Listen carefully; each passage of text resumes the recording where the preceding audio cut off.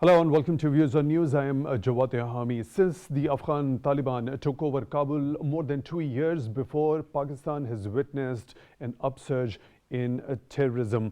Now, Pakistani authorities have repeatedly been asking the Afghan authorities, the Afghan Taliban, to fulfill their international commitment they made to the international community of not letting any militant outfit to use Afghan soil to carry out the terrorist activities against any country. But to the dismay of the Pakistani authorities, the Afghan Taliban had been trying to assure the Pakistani authorities on one side, but on the other, we had seen a continuous upsurge in terror attacks in Pakistan in different parts of the country. The stats of which were shared by caretaker Prime Minister Mr. Anwarul Haqqaq a couple of days before in a significant presser also.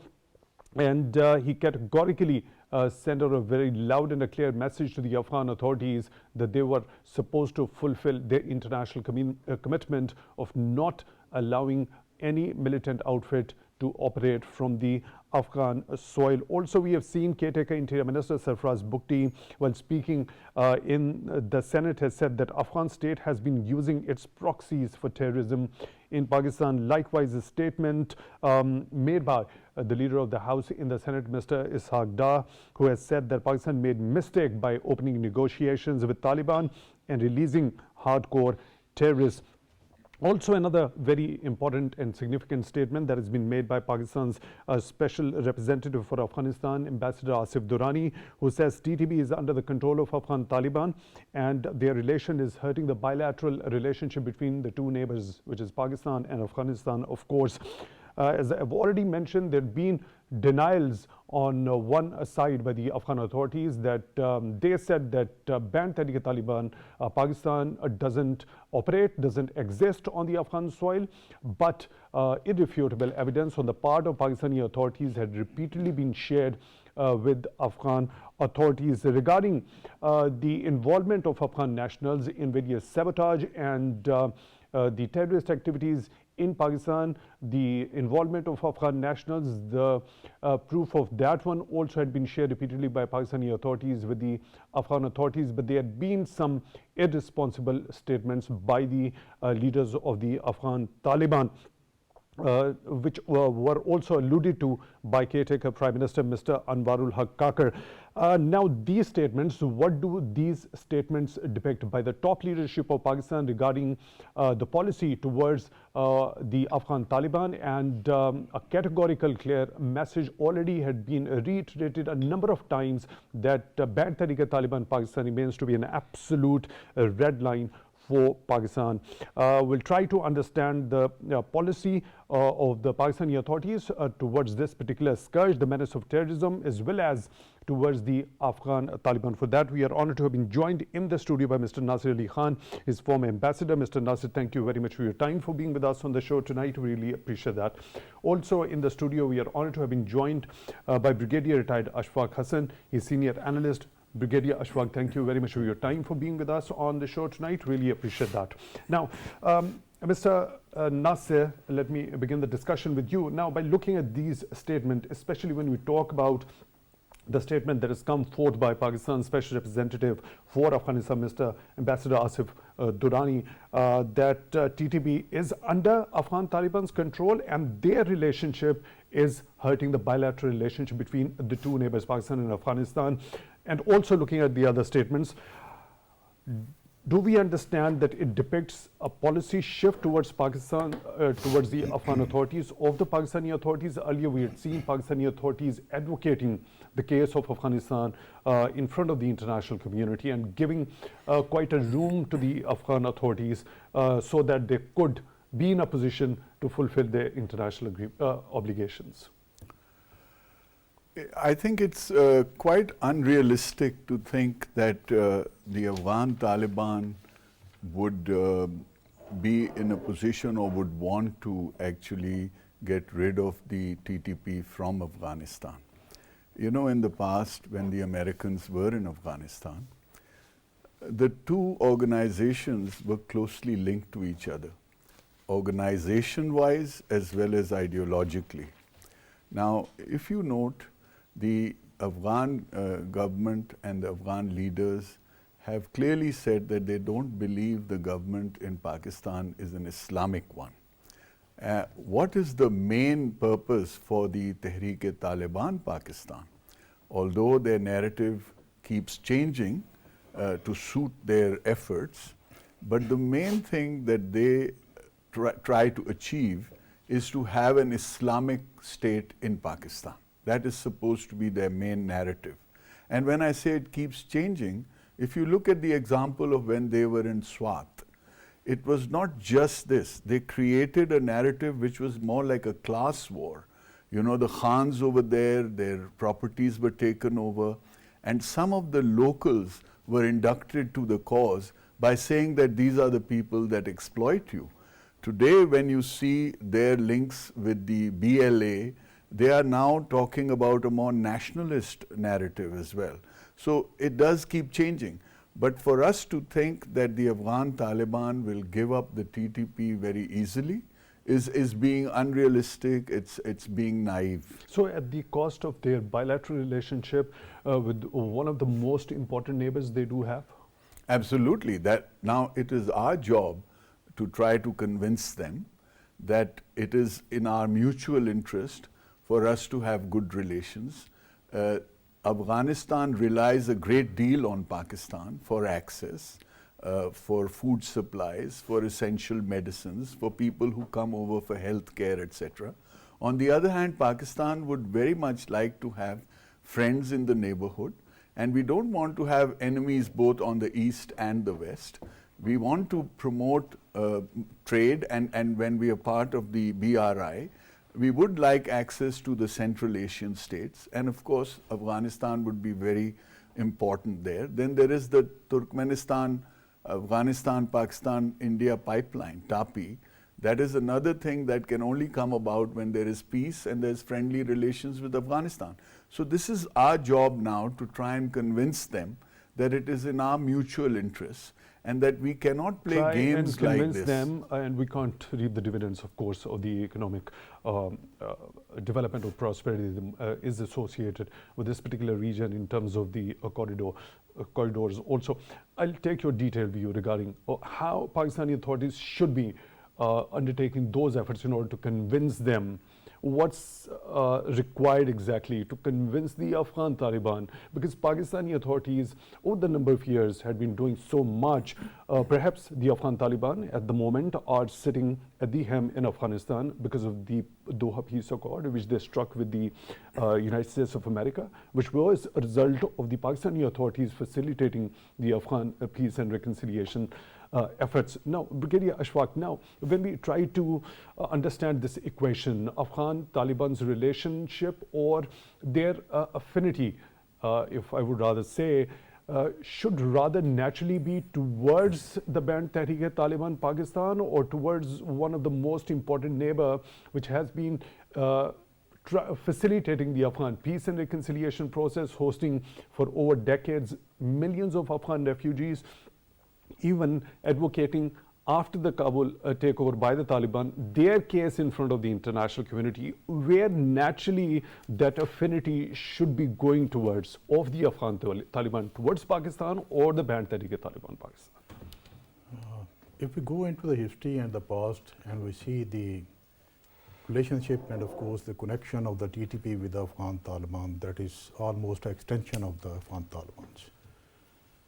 And they remained there for 20-25 years, hands and gloves, getting shelter, food, and of course the logistics from the Afghan Taliban. They were also fighting with them against the Americans and the NATO forces. This is a strong relationship. And they also say there is a strong bondage with our ideology also. But the Pakistan was thinking on the other side that Taliban this time must have transformed themselves into the new mindset and the new civilization. And we were wrong into that thinking. The reality is now the Afghanistan has turned itself into the hotbed of the proxies by the government, which is globally unrecognized by the world, and of course run by the non-state actors. And when there are the non-state actors, how you can expect they can have a good relation with their neighbors? instead of those friends, those who are fighting with them, along with them from last 20 to 25 years. Obviously, they need to make a judgment call whether to prefer to the Pakistan or remain with their neighbors according to their traditions, customs, and of course their ideology. Now, why I said we had become a proxy, a hotbed of the proxies, because Afghanistan is supporting, funding all the proxies which are presently available in the Afghanistan. One offshoot is TTP, which is a strong proxy available to them, very close because of the relationship, because of customs, service, and the ideology. The most common interest and the objective of the Afghan Taliban and the TTP is to formulate a greater Khorasan state, and they think the Afghan Taliban, they are the torchbearer and the flag bearer for that, and all the proxies are following them, and they're the leaders. Therefore, they are asking them to follow them. One proxy is against the Pakistan, the other, East Turkmenistan Islamic movement, is against the China, IMU against the Uzbekistan, and they are keeping that ISIS as a wild card to be used anywhere when there is a requirement. That is also available to them. So this last particular proxy that you just mentioned, ISIS. Yes. Right? So we had seen the Afghan Taliban taking some sort of concrete action, eliminating the top commanders also. But why their approach towards ISIS is that much different as compared to the other proxies? The reason, because ISIS is a worldly recognized terrorist organization which has a mindset and of course a background also. And they wanted to cash and use that background so that it can be used and they can satisfy the world powers also that was your mindset and child baby, and we are growing it and it can be used for your ultimate objectives. Now I will come on to the why not Pakistan and why Afghan TTP. All the Afghan Talibans, they have an interest in the Pakistan. Somebody has a property here, somebody has a smuggling that is being monitored and of course supervised by the TTP. Therefore, they are almost a kind of a servant to them, and of course a side of a business elite which are those who have giant hand to get the benefit ultimately. Pakistan, what the Pakistan is giving them, that is a free lunch. Since the free lunch is being taken by them and there is no warning from the Pakistan, therefore they have taken for granted that the free lunch is available. Therefore, they will prefer to the TTP so that they can push across the Pakistan. Now the game is out of their hand also. The international players, they have come in. The India has come in because you see the Baloch terrorists, they are joining hand with the TTP and Afghan Talibans. The attack in the Pasni and of course then the attack on Amiyawali. The intelligence reports revealed that it's a nexus between the India, Afghan Taliban and the TTP. Now they are planning the strategic targets for the Afghan Taliban also and the TTP also. The ultimate objective is to get the money. The problem and of course the objective is to get the money and destabilize the Pakistan ultimately so that they can make their handlers happy. So getting money, now there's been a statement by the Afghan Foreign Ministry also which says that now that security and stability have ensured in Afghanistan, economic momentum has been created over there. So it was actually in response to the drive of expelling the illegal immigrants that were residing in Pakistan. Given a time, a deadline, a certain time frame in which they were supposed to go back to their countries of origin, which naturally happens to be a coincidence that majority of those were from the Afghan origin. When we talk about the situation which they claim, the Afghan Taliban claim, that have returned to normalcy in terms of security, in terms of better economy also. So if that has returned, why can't they have that particular action? Because there is nothing that is happening over there within Afghanistan. Rather, those proxies operating from Afghan soil towards other countries. So why not action against them? I've told you there is a common interest because they have an economic interest in the Pakistan also and the other interest also. and those interests are being looked after by the TTP Taliban, Tehrik Taliban Pakistan. So obviously Afghan Taliban cannot come into the Pakistan directly and do the thing. If you see, when the Taliban took over the Afghanistan, the terrorism in the Afghanistan has been reduced by 56%. Whereas if you see in the Pakistan, that has been increased by the 50% and the suicidal attacks by the 500% as spelled out by the Prime Minister of the Pakistan. Now, why this so much of a difference? The reason being, when they took over, they released all the prisoners from the prison, the TTP, and they provided them the shelters, training, and financial assistance also, and used against the different countries as to the objective one is to use against the different countries as a proxy to go for an ultimate goal that to create a greater Khorasan state. And the second, to get their personal benefit from the Pakistan by forcing the Pakistan to surrender. That is the reason. At that particular front, the last thing that you just mentioned, do you think there could be any sort of a success when they understand it from that perspective? I think they are certainly mistaken, because the Pakistan army and the Pakistan nation is not born to surrender. We will fight and we will defeat them. So they are clearly mistaken when they have this sort of an understanding. I can tell you, the first indicator has gone from the Prime Minister, and the solid one, very loud and clear, that there is no free lunch now. If you want to reciprocate, then the Pakistan will provide you a free lunch.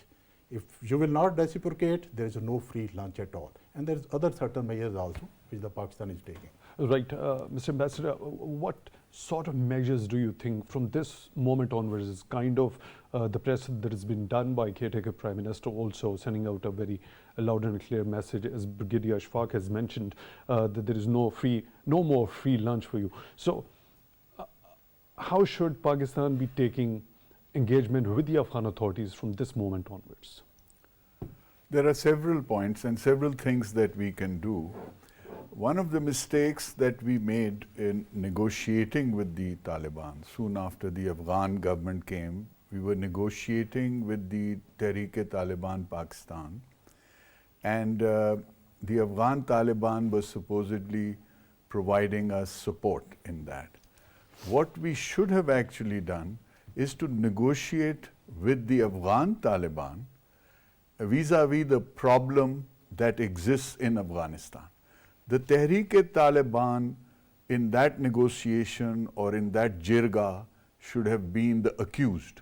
The discussion should have been, this is a group that harms Pakistan. They have committed these criminal acts. Between the two of us, what are we going to do about it in those terms? Apart from that, as far as a military solution, because I do hear a lot of talk about reciprocating or going inside Afghanistan territory. We have actually done that also. I think the military solution ought to be the very last resort. You know, there are many Western powers who are very keen to get rid of the Afghan Taliban. And they may be using the Pakistani state to do the work for them. We have to be very careful to not fall into that trap. So what are the other options that are open to us? First of all, as I mentioned, to try and convince them what is for mutual benefit.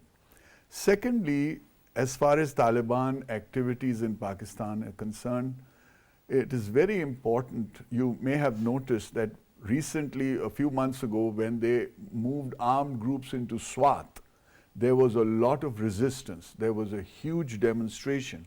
So essentially, the locals are no longer in their favor. Now, for any kind of insurgency to succeed, local support is very vital. And they have seen what the Taliban did the last time they were in southern KPK and in Swat. So we need to support the locals, we need to make them aware of the dangers, and we need to tell them that we will stand behind them. Apart from that, as far as the TTP and the Afghan Taliban are concerned, a commonality amongst them is exploiting the hatred within Afghanistan for Pakistan. Pakistan, that has supported them for 40 years, has kept millions of refugees.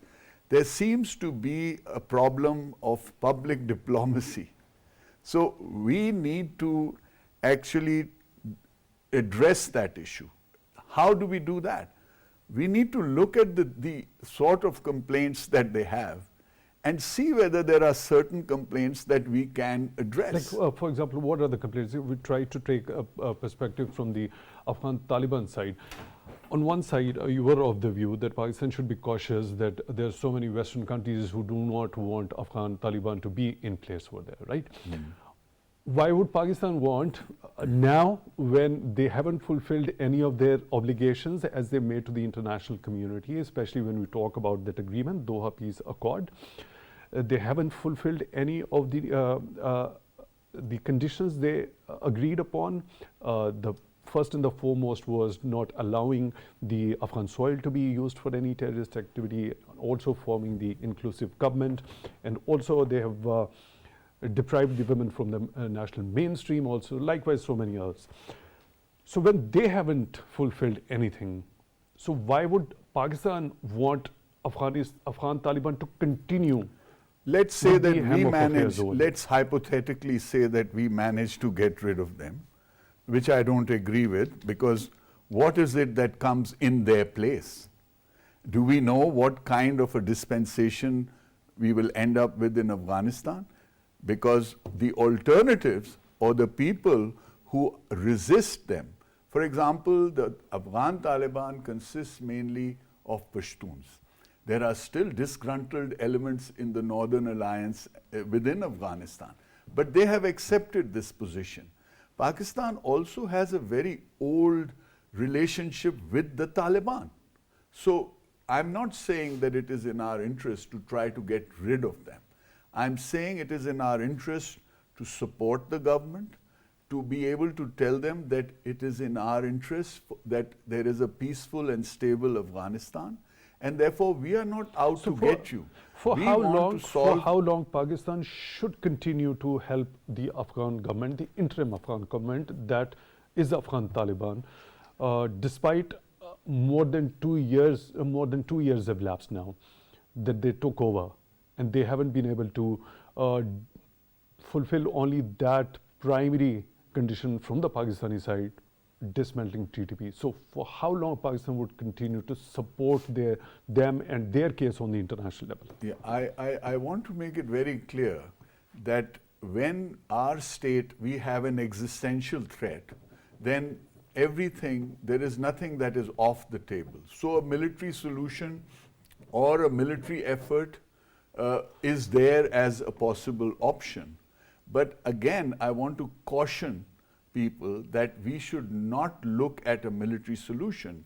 We should try out all the other possible options first, and as the very last resort, we would go for a military conflict. There have been very powerful countries who have tried this and have failed. So not only that, once, God forbid, there is a military conflict in the region, there will be a lot of other players who will come in and they will try to support in different ways to exacerbate the conflict and to hurt Pakistan in the process. So my point is, first we have to look at several areas like giving people in Pakistan, giving them local support, finding the funding, the source of funding of the Taliban, because the Taliban are making money through extortion. You must have heard where even ministers in the KPK were threatened and said, you know, you need to give us 20% of your development funds, or that, Atif Khan, one of the ex-ministers, was asked to pay 8 million ransom, and then they kidnap people for, so, all this funding, including that which comes from India, we need to identify those and try to close those sources, because war is expensive business. Their money, their funding is coming from somewhere. Right. This particular, the other options, a couple of steps, very gigantic steps the authorities in Pakistan have already taken. I'll come and take your detailed view regarding those, if the military option should be the last resort to go with. Brigadier Ashfaq, what's your understanding when it comes to taking that kinetic action if a continuous violation of that particular assurance on the part of the Afghan authorities happens towards Pakistan, and they are unable to dismantle TTP in particular, because when we look at the kind of pattern that is that has been established over the last 2 years, recently we saw an edict by their supreme leader also that carrying out attack in Pakistan wouldn't be considered as jihad, and that particular thing has also been mentioned by Mr. Asif Durrani, that if there was an edict and still terrorist attacks continue to happen in Pakistan, which are being operated from the Afghan soil, so that is a clear violation of that particular edict. So violation of that allegiance on the part of TTP also. So what should be the way forward?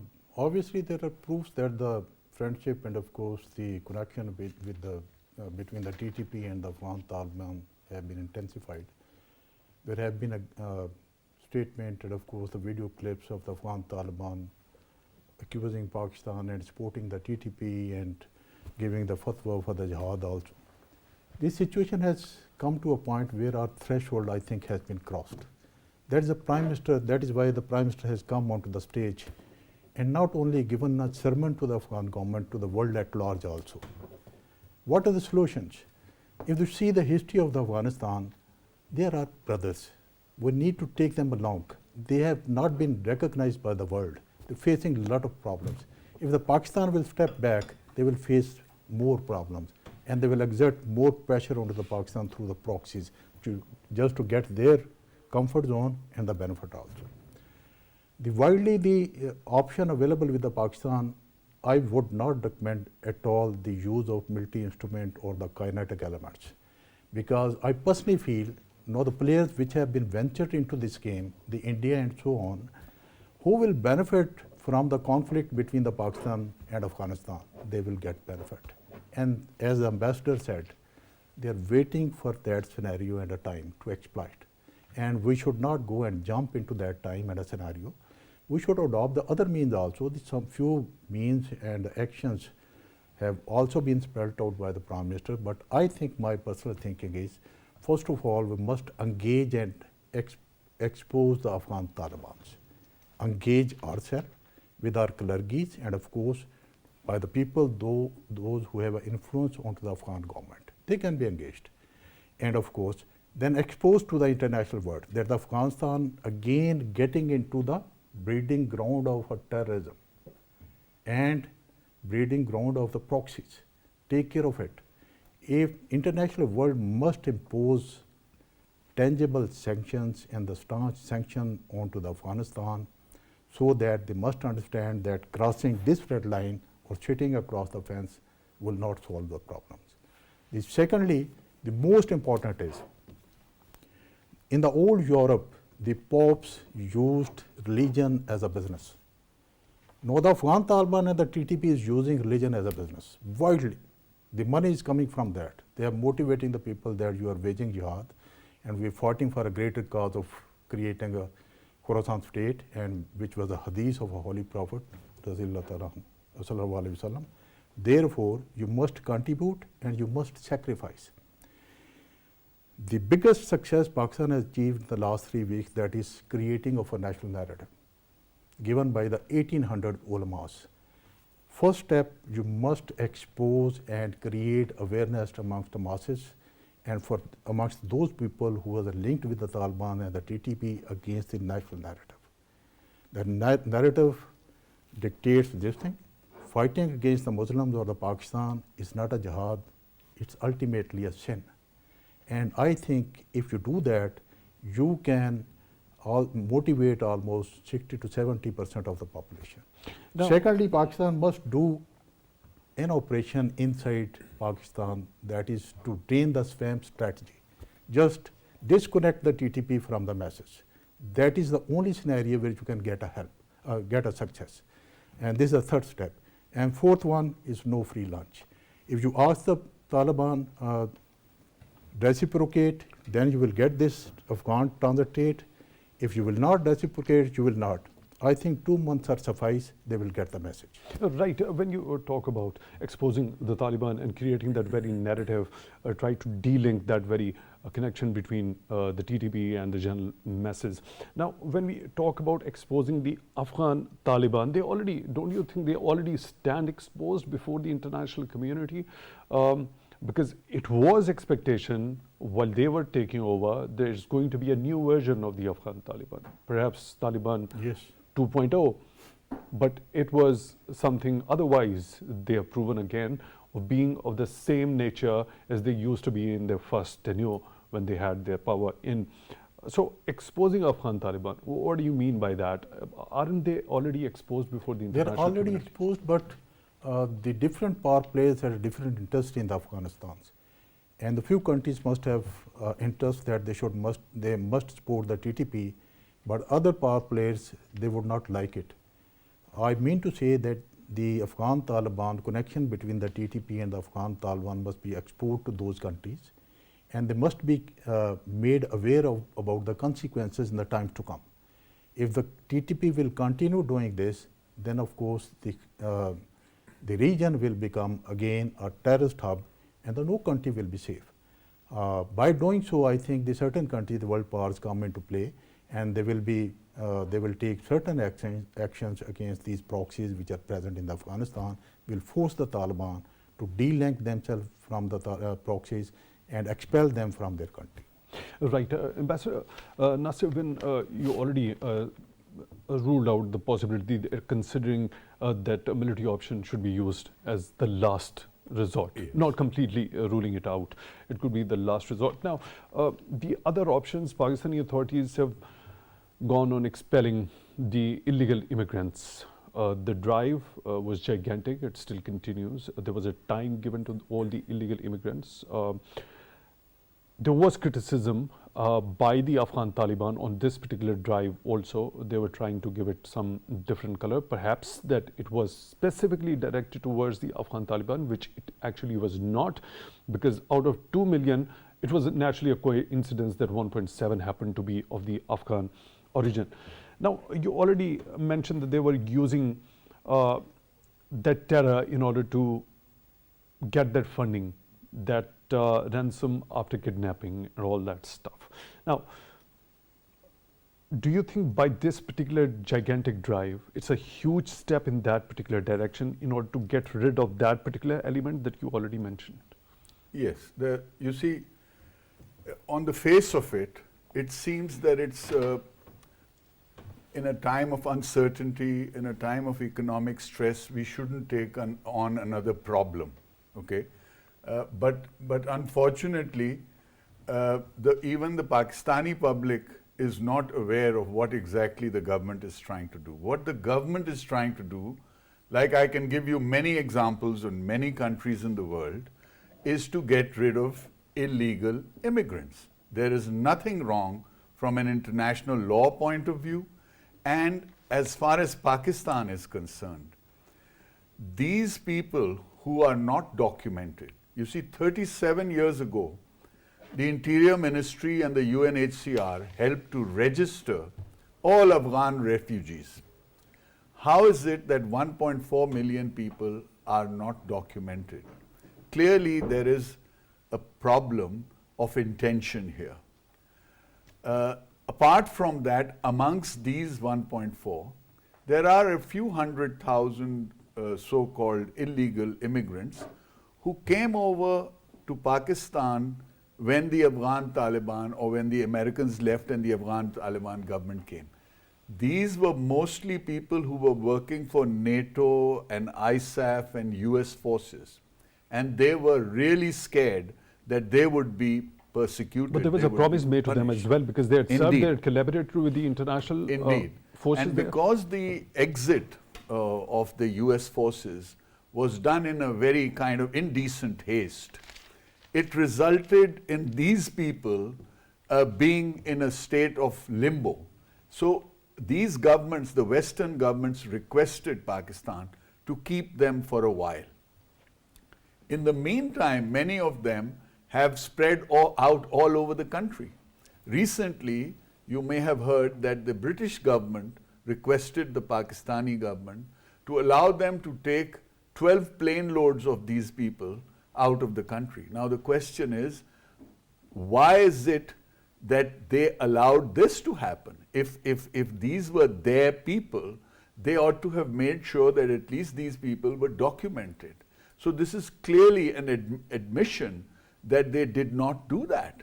Otherwise, they would not request out of the undocumented, few thousand people. It comes to about 4,000 or 5,000 people. But my point is, the immediate problem that we faced is one of law and order, and the other is economic. Because these people were also involved in sending US dollars, smuggling them into Afghanistan, which caused our rupee to plummet, to fall.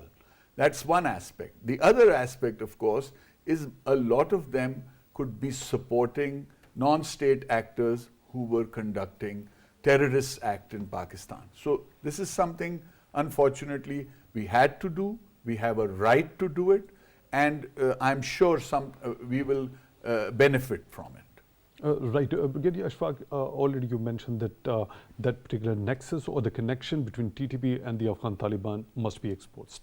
Okay, now here's a very interesting sort of a situation. There was a UN report regarding that established the relationship between the banned Taliban Pakistan and the ISIS, right, IS Khorasan. Now, they also said that it was TTP which was providing the IS Khorasan with the NATO caliber weapons, right? On the other side, we saw Afghan Taliban claiming to have eliminated their top commanders, meaning that they were taking some concrete action against IS Khorasan. And on the other, we saw TTP supporting ISIS. Now, TTP has already declared an allegiance towards the Afghan Taliban. Okay, so don't you think that should be a big concern for the Afghan Taliban, that if TTP is providing NATO caliber weapons to the Afghan Taliban's adversary, the biggest adversary they do have on the Afghan soil, that is IS Khorasan, and that should make them naturally take the similar sort of action against the banned Taliban Pakistan as they're taking against the IS Khorasan? First of all, we must understand that the ISIS and the TTP, they are being funded and supported by the India and the certain other countries. It's a different approach. And the Taliban, Afghan Talibans are a different faction, and of course they get support and funds from the different countries. Those ISIS leaders which have been eliminated by the Afghan Talibans, there are certain factions within the ISIS also. Those leaders who were enemy to the Afghan Taliban, they have been eliminated. But those who are friendly with the Afghan Taliban, they are still there, and they're getting all kinds of support, funding, direction, and logistic also. They also get the financial support, and the Afghan Taliban give them a target to come into Pakistan and to the different countries, engage, and mainly they are being given a target of religious nature. Whereas the TTP is being given a target very sophisticated and of security natures. So different approach and different targets, different handlers behind those. So it dictates that the Afghan Taliban now does not have any kind of problem from the ISIS. Since at that time there was a lot of pressure from the America and of course the international players in the Pakistan also, when the Doha Accord was going on, they made an agreement in that they will blow out the ISIS. Therefore, they had to do it, and they did it on certain those elements which were not acceptable to the Afghan Taliban. Now, at the present, in my reckoning, the TTP, the ISIS, the East Turkmenistan movement, the IMU, they all are one together and operating under the umbrella of Afghan Taliban. One thing more I want to say I missed in the last conversation. The kinetic action and the use of military instrument has a two dynamics. First of all, the direct strategy or an indirect strategy.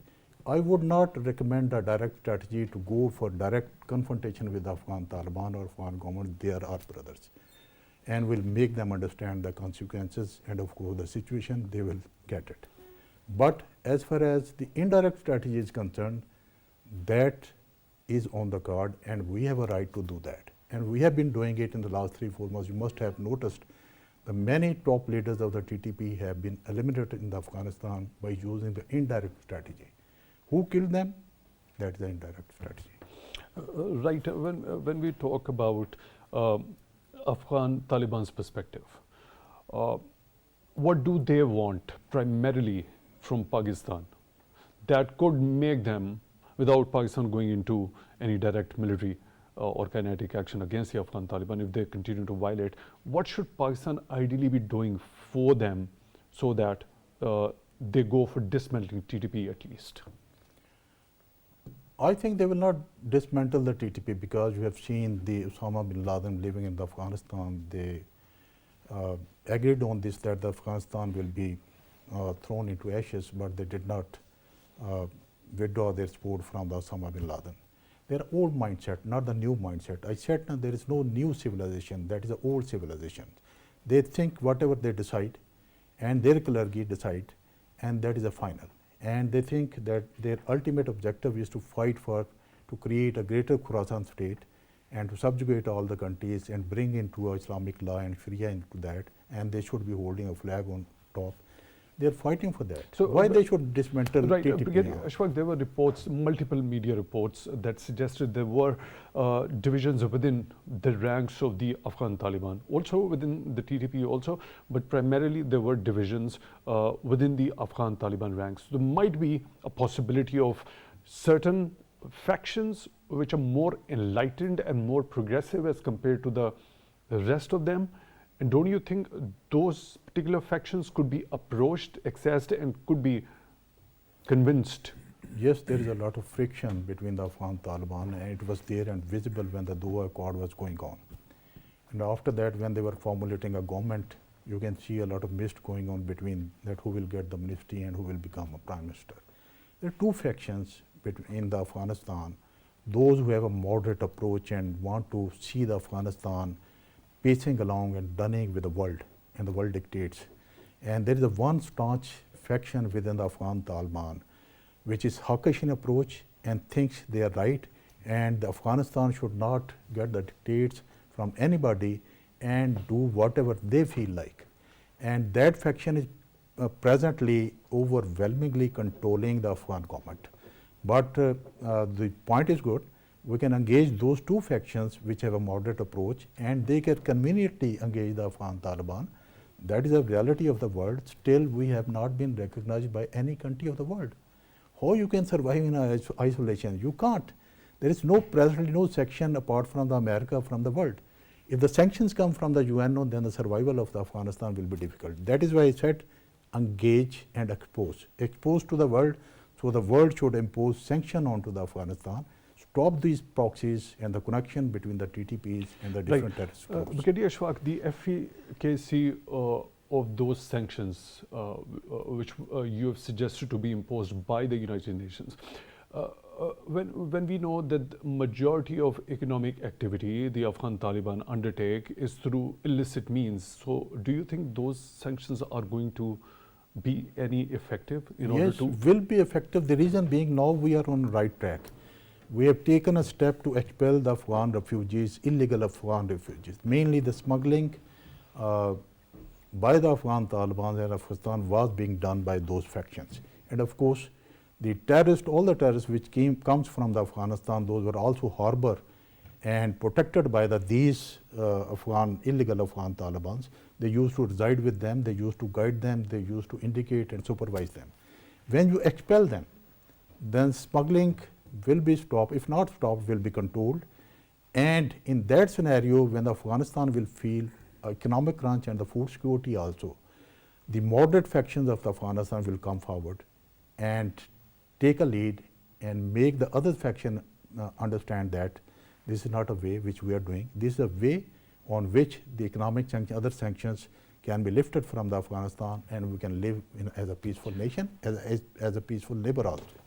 Mr. Ambassador, your take regarding this. When we talk about the divisions within the ranks of the Afghan Taliban, those factions which are more progressive or enlightened, can they be approached, and could that make a big difference? That would be extremely difficult because it's a close-knit group and a government.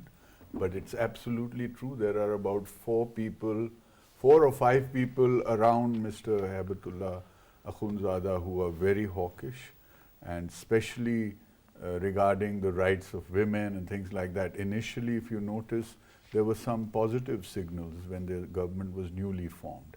First of all, that it will be inclusive, it will include the Northern Alliance and people like that, and we will definitely give more rights to the women than the previous regime did. But this small coterie of very hawkish people have prevailed. And I think to some extent the leader also feels a little insecure that he doesn't want to create further divisions, and it's easier to listen to these people. But coming to the point of the risk or danger to Pakistan, you see, you can conduct spectacular attacks. So far, they have been doing attacks on our security forces, okay, so that they don't attract the wrath of the general population. If South KP is where they are more active, the people in South KP are important for them. If they start indiscriminate attacks and kill innocent civilians, then they know themselves that they will not be able to operate over there.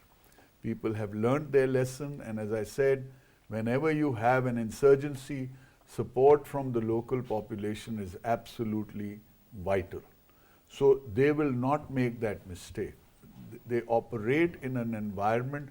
Now, what is apart from this support of the local population, of sending them the message and telling them that the state will be behind you, and you have seen in the past what has happened to you. You know, you've been displaced, people have been murdered, and you know, the reaction you saw in Swat is proof of the fact that the locals do not want this again. So you can have few spectacular attacks, you can find holes where you can attack. The most vulnerable, unfortunately, are the police in KP. They have been attacked the most, okay? So what is the solution? Number one is to strengthen the borders as much as you can, to have greater vigilance, to have electronic surveillance, to have drones, so that we actually strengthen the border. I have seen video clips where they are breaking down the fence with bulldozers, and there is no resistance to it.